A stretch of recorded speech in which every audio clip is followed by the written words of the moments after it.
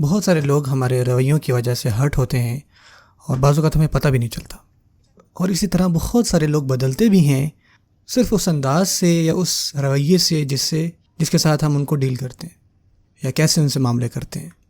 ایک جگہ ایک عورت تھی بہت ضعیف، اس کے پاس کوئی اسلامک ڈگری وغیرہ نہیں تھی، لیکن اس کے اعمال اور رویے سے اس کو پتہ ہی نہیں تھا کہ کوئی دین کے قریب ہو رہا ہے۔ مجھے دراصل ایک بھائی نے خود کا قصہ سنایا کہ وہ کس طرح مسلمان ہوئے۔ وہ مجھے کہتا ہے کہ استاذ، جب بھی میں صبح کے ٹائم اٹھتا تھا اور جیسے میں کمرے سے باہر نکلتا تھا تو میں دیکھتا تھا کہ جو ہماری نوکرانی ہے وہ وضو کر رہی ہوتی تھی۔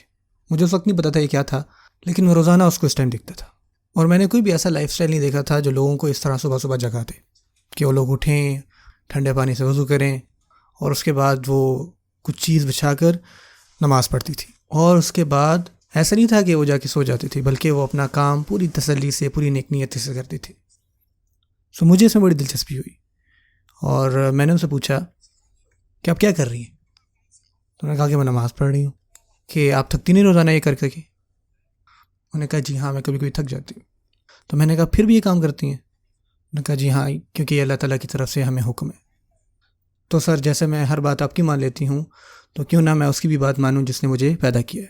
اللہ اکبر۔ تو یہ جو جواب تھا نا، اس جواب نے مجھے مسلمان بنا دیا۔ ہم جو ہیں جن کے پاس تھوڑی بہت اسلامک نالج ہے، ہم اپنے اعمالوں سے کسی کو بھی تبدیل نہیں کرتے۔ اس پہ ہمیں سوچنا چاہیے۔